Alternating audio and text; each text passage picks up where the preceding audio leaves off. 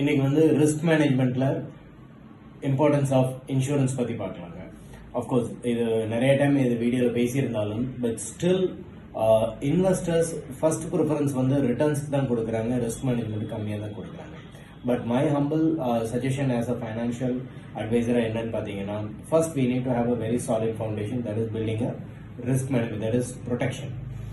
Life insurance term plan, then accidental insurance, then even medical insurance. Today medical insurance தாண்டி we need top up also because medical inflations ரொம்ப ஹையா இருக்கு.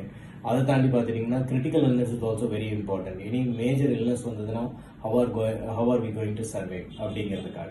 So உங்களோட family size, உங்களோட current situation, உங்களோட current health conditions plus உங்களோட nature of job எல்லாம் பார்த்துட்டு கரெக்டான ஒரு பிளான் எடுத்துக்கிறது ரொம்ப ரொம்ப அவசியம்.